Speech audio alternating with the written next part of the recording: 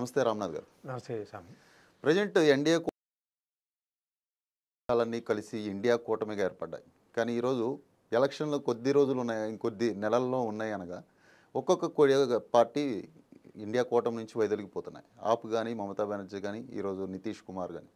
ఎందుకు అంటే ఓటమి భయంతో పక్కకి వెళ్ళిపోతున్నారా, కూటమి నుంచి వైదొలుగుతున్నారా, లేదా బీజేపీని మనం ఎదిరించడం సాధ్యం కాదనుకుంటున్నారా, లేదా రాజకీయ కారణాలు ఏదైనా వెనకాల ఏదైనా రాజకీయ అదే ఖచ్చితంగా ఒక 6 నెలల కిందటి నుంచి మనం చూసినాం ఇండియా పేరుతో ఒక కూటమి జట్టు కట్టడం. ఖచ్చితంగా మోడీ గారి ప్రభుత్వాన్ని మనం గద్దె దించాలనేటువంటి కోణంలో నితీష్ గారు చేసిన ఒక ప్రయత్నం. సో ఎవరైతే ఈ యొక్క కూటమికి మొదట అడుగులు వేశారో అతనే ఈరోజు కూటమిలో నుంచి బయటకు పోవడం.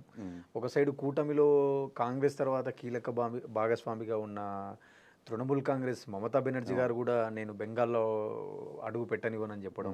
అంటే ఖచ్చితంగా నా రాష్ట్రంలోకి రాహుల్ గాంధీ గారి యాత్ర వస్తుంటే కూడా నాకు సమాచారం లేదని చెప్పి ఆమె మాట్లాడడం.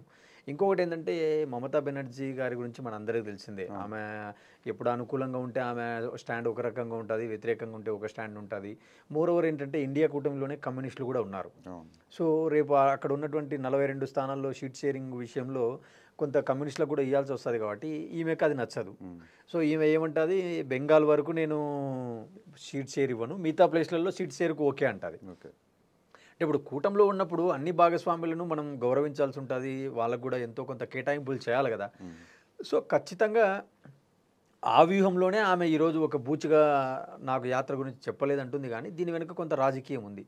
అంటే ఖచ్చితంగా ఈరోజు మీరు ఇందాక అన్నట్టుగా సో బీజేపీని మనం కొట్టేంత స్థాయిలో లేము. ఎందుకంటే మొన్న ఫలితాలలో చూసినాం, రాజస్థాన్ కానీ మధ్యప్రదేశ్లో కానీ మొత్తం ఎన్నిక ఇలా వన్ సైడ్ అయ్యింది. మోరోవర్ ఇప్పుడు రామజన్మభూమి రామాలయం అయోధ్య రామ ప్రతిష్ట వల్ల మళ్ళీ కొంత బీజేపీకి పవనాలు వీస్తున్నాయి అనేటువంటి కోణంలో సరే మళ్ళీ ఎందుకు వీళ్ళతో మనకు లేని కొట్లాటలు పెట్టుకోవాలనేటువంటి వ్యూహంలో భాగంగా కూడా ఈరోజు ఒక్కొక్కరు మళ్ళీ సైడ్ అవుతున్నట్టుగా చూడాలా. ఇంకోటి ఏంటంటే పొత్తులు కానీ ఈ సంకీర్ణ ప్రభుత్వాలు కానీ సంకీర్ణ కూటములు ఎట్లా ఉంటాయంటే ఎప్పుడు అదేదో అంటారు కదా, తుమ్మితే ఊడిపోయే ముక్కులాగా అన్నట్టుగా వీళ్ళ వ్యవహారాలన్నీ అలాగే ఉంటాయి. అంటే అటు సైడు బలహీనమైన పార్టీ ఉంటే ఇలాంటి కూటములు కొంత నెగ్గుకరాగలవు. అక్కడ వాళ్ళకి మెజారిటీ ఎంత ఉంది, 303 స్థానాలతో ఒక బలమైన పార్టీ ఉంది. ఈరోజు అంత వ్యతిరేకత కనపడడం లేదు. ఇంకా మోరోవర్ ప్రాంతీయ పార్టీలు మిగతా రాష్ట్రాలలో వాళ్ళ సైడ్ కూడా చాలా పార్టీలు జట్టు కట్టి ఉన్నారు కాబట్టి సో కొంత వీళ్ళలో లుకలుకలు మొదలైనట్టుగా మనం భావించాలి. మోరోవర్ ఏంటంటే కాంగ్రెస్ పార్టీనే క్లెయిమ్ చేసుకుంటుంది. అంటే ప్రధానమంత్రి అభ్యర్థి ఎవరో క్లారిటీ లేదు. అంటే నితీష్ను ప్రధాని చేస్తారా, మమతాను ప్రధాని చేస్తారా, ఎవరిని ప్రధాని చేస్తారు, మల్లికార్జున ఖర్గే వీళ్ళేమో మల్లికార్జున ఖర్గే వైపు కొంత మొగ్గు చూపారు. కానీ విత్ ఇన్ ద కాంగ్రెస్ లో రాహులే ప్రధాని అనేది ఒక వార్త చూస్తున్నారు. అన్ని అనేక అంశాలతో వాళ్ళు ఈరోజు దగ్గరికి వస్తుంది కాబట్టి ఎలక్షన్స్ సీట్ షేరింగ్ అనండి, పవర్ షేరింగ్ అనండి, ఏదైనా కావచ్చు, దీంట్లో కొంత అండర్స్టాండింగ్ కుదరకనే పక్కకోతున్నట్టుగానే మనం భావించాలి. ఓకే, ఇక్కడ తెలుగు రాష్ట్రాల్లో చూస్తే ఇండియా కూటమితో జతకట్టడానికి ఎవరున్నారు అంటే ఇప్పుడు కేసీఆర్ బీజేపీకి అపోజిషన్ ఉందంటే ఇప్పుడు ఆల్రెడీ కాంగ్రెస్ గవర్నమెంట్ తెలంగాణలో ఉంది. సో ఇప్పుడు రేపు ఇండియా కూటమితో కేసీఆర్ జతకడతాడా? ఒకవేళ ఏపీలో పరిస్థితి ఎలా ఉంటుంది? ఒకవేళ ఏపీలో కూడా ఇప్పుడు ఆల్రెడీ జగన్ ఎన్డీఏతో ఉన్నాడు కాబట్టి చంద్రబాబు ఎన్డీఏకి అనుకూలంగా ఉన్నారు అనొచ్చు మనం. ఓకే, అయినా అలా అని చెప్పి ఇప్పుడు ఎన్డీఏతో వాళ్ళ మద్దతు, ఎన్డీఏకి అయితే వాళ్ళ సపోర్ట్ ఉంది. సో ఇండియా కూటమితో అయితే డైరెక్ట్గా అయితే కలవరు. సో అక్కడ ఉన్న విపక్షాలు వచ్చి చంద్రబాబు లేదా జనసేన పార్టీ లేదా కాంగ్రెస్ అలాగే ఇండియా కూటమిలో భాగమే కాబట్టి దానితో ప్రాబ్లం లేదు. మిగతా వాళ్ళు ఎవరు సపోర్ట్ చేయొచ్చు తెలుగు రాష్ట్రాల నుంచి చూస్తే? అంటే ఖచ్చితంగా టీఆర్ఎస్ అయితే కాంగ్రెస్ సైడ్ పోదు. ఎందుకంటే ఇక్కడ ప్రధాన ప్రత్యర్థి కాంగ్రెస్ పార్టీ కాబట్టి వాళ్ళు ఇండియా కూటమిలోకి పోవడం అనేది ఉండదు ఖచ్చితంగా. ఎందుకంటే వాళ్ళు ఒకవేళ ఇండియా కూటమిలోకి పోయినారనుకో ఇక్కడ ఏమవుతుంది రాజకీయం అంటే ఖచ్చితంగా ఇక్కడ బీఆర్ఎస్ పార్టీ తనను తను చంపుకున్నట్టు అయిపోతుంది. అంటే ఇంకా మీరు ప్రధాన ప్రతిపక్షంగా ఉండనప్పుడు రేపు పొద్దున ఇక్కడ బీజేపీ ఎమర్జ్ అయ్యేటువంటి అవకాశాలు ఉంటాయి. అంటే టీఆర్ఎస్ తనను తాను చంపుకున్నట్టు అవుతుంది కాబట్టి టీఆర్ఎస్ పార్టీ ఖచ్చితంగా ఇండియా కూటమి సైడ్ పోయేటువంటి అవకాశాలు ఉండవు రాజకీయం. సో అలాగని చెప్పి వీళ్ళు ఎన్డీఏతో కూడా పోరు. కాకపోతే ఏంటంటే ఎన్డీఏతో కొంత అంటనట్టుగా లేదా ఆల్రెడీ వాళ్ళు ఎన్డీఏతో ఉన్నారు డైరెక్ట్లీ ఆర్ ఇండైరెక్ట్లీ. అంటే ఎందుకు ఈ మాట అనాల్సి వస్తుందంటే పార్లమెంట్లో ఎన్డీఏ ప్రభుత్వం ప్రవేశపెట్టేటువంటి ప్రతి బిల్లుకు వాళ్ళు ఓటింగ్లో మద్దతు ఇచ్చారు. సో కాబట్టి వాళ్ళు ఎన్డీఏతో ఉన్నారు ఎంతో కొంత. ఎందుకంటే ఈరోజు కాంగ్రెస్ తెలంగాణలో రావడానికి ఒక బలమైన కారణాలు ఒక 10 తీసుకుంటే ఆ కారణాలలో ఇది కూడా ఒకటి ఉంది. ఏది బీజేపీ బీఆర్ఎస్ రెండు ఒకటే అనే కాంగ్రెస్ చాలా బాగా ప్రచారం చేసింది. ఆ అంశం తీసుకొని పోయింది. అంటే వీళ్ళు గల్లీలోనే కొట్లాడతారు, ఢిల్లీలో దోస్తీ ఉంటారు, ఇంకోటి కవితను అరెస్ట్ చేయకపోవడం అವೆಲ್ಲ చూసినాం. సో అందు గురించి ఏంటంటే ఇక్కడ మనకు పెద్ద ఈ కూటముల వల్ల పెద్ద ఇంపాక్ట్ లేదనేది నా భావన. ఎందుకంటే ఆల్రెడీ ఇండియా కూటమిలో కాంగ్రెస్ ఉంది, ఇండియా కూటమిలో కమ్యూనిస్టులు ఉన్నారు. సో ఆల్రెడీ బీజేపీ ఒకటే ఉంది ఇక్కడ మన తెలంగాణలో. సో ఇంకా బీఆర్ఎస్ ఎలాగూ వాళ్ళు ఏ కూటమిలో లేరు, మేమే ఫెడరల్ ఫ్రంట్ పెడతాము, మూడో ఫ్రంట్ పెడతాము అన్నటువంటి ఆశలన్నీ ఈరోజు అడియాశలు అయిపోయినట్టుగా మనం భావించాలి. ఇంకా ఇప్పుడు ఆంధ్రప్రదేశ్కి వస్తే, ఇప్పుడు ఆంధ్రప్రదేశ్లో చాలా ఇంట్రెస్టింగ్ ఉంటుంది ఈ కూటమి అనేది. అంటే ఎన్డీఏ కూటమిలో ఎవరూ లేరు కానీ ఇద్దరు ఆ కూటమికి మద్దతు ఇచ్చారు. రాష్ట్రపతి ఎన్నికల్లో మద్దతు ఇచ్చినారు, ఉపరాష్ట్రపతి ఎన్నికల్లో మద్దతు ఇచ్చినారు, విద్యుత్ బిల్లుకు మద్దతు ఇచ్చినారు, చాలా బిల్లులకు మద్దతు ఇచ్చినారు. సో కాబట్టి అఫీషియల్గా ఎన్డీఏలో ఎవరు లేరు ఈరోజు. ఒక పవన్ కళ్యాణ్ ఒక్కరున్నారు. అఫీషియల్గా అందరూ ఎన్డీఏతో ఉన్నారు. వీళ్ళు అనేది అదే కదా. ఇప్పుడు కాంగ్రెస్ ఏమంటుంది ఈ ఏపీలో, మీరు ఎవరికి ఓటేసినా బీజేపీకి ఓటేసినట్టే అంటుంది. అంటే వైసీపీకి ఓటేసినా, కాంగ్రెస్ తెలుగుదేశానికి ఓటేసినా, జనసేనకు ఓటేసినా బీజేపీకే మీరు ఓటు వేసినట్టు అని చెప్పి ఈరోజు కాంగ్రెస్ పార్టీ విమర్శిస్తుంది. ఈరోజు కాంగ్రెస్ కూటమిలో ఎవరున్నారు? ఒక కమ్యూనిస్టులు ఉన్నారు, అంటే ఇండియా కూటమిలో. అంటే ఆంధ్రప్రదేశ్లో కాంగ్రెస్ పార్టీ సైడ్ ఇప్పుడు ఎవరున్నారు? అధికారికంగా కమ్యూనిస్టులు ఉన్నారు.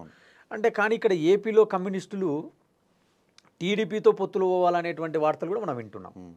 ఒక సైడు బీజేపీ పవన్ కళ్యాణ్ ఉన్నారు, కానీ బీజేపీకి తెలుగుదేశానికి డిఫరెన్స్ ఉంది. అంటే ఈరోజు మనం చూస్తున్నాం ఢిల్లీలో పవన్ కళ్యాణ్ అపాయింట్మెంట్ తీసుకున్నారు అనేటువంటి వార్తలు. అంటే ఇప్పుడు ఢిల్లీకి పవన్ కళ్యాణ్ బీజేపీతో క్లారిటీ తీసుకొని పోయినాడా, లేక బీజేపీతో తెగదెంపులు చేసుకొని పోయినాడా? సో ఇలాంటి అనేక విషయాలతో స్పష్టత లేదు.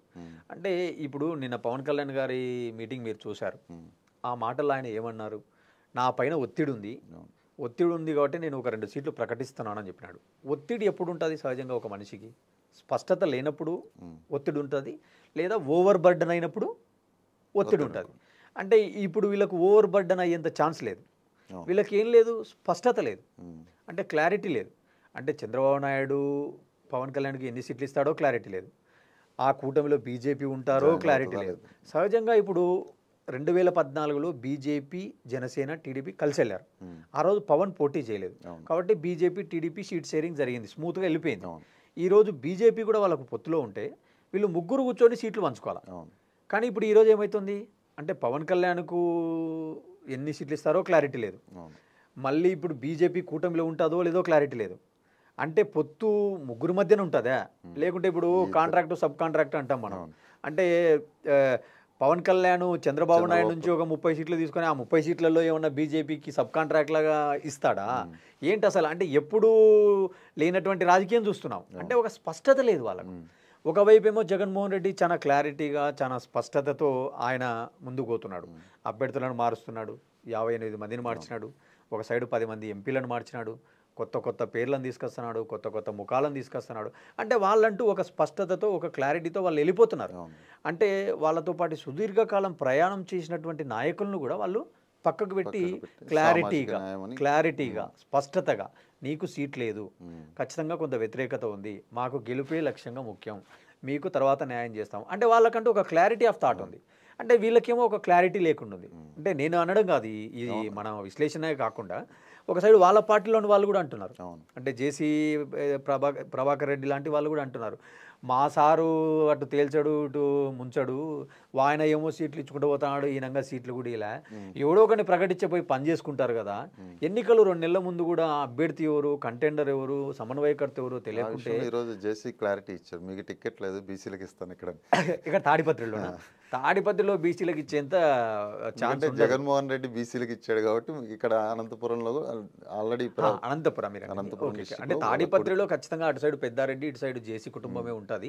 కాకపోతే జేసీ కుటుంబంలో పవన్కి ఇస్తారా లేకుంటే అశ్విత్ రెడ్డికి ఇస్తారా అనేటువంటి అంశాల్లో కొంత రూమర్స్ వస్తున్నాయి, మనకు చూడాలి అలాంటి అంశాలు. నేనేమంటానంటే ఖచ్చితంగా పొత్తుల విషయాలు ఇదంతా ఏదైతే మనం మాట్లాడుకున్నామో కొంత ఎవరికి ఉండే క్లారిటీ వాళ్ళకు ఉంది, కానీ ఇటు సైడ్ క్లారిటీ లేనిది మాత్రం ఖచ్చితంగా జనసేన, టీడీపీ, బీజేపీలోనే కొంత క్లారిటీ కొరబడినట్టుగా మనం భావించాలి.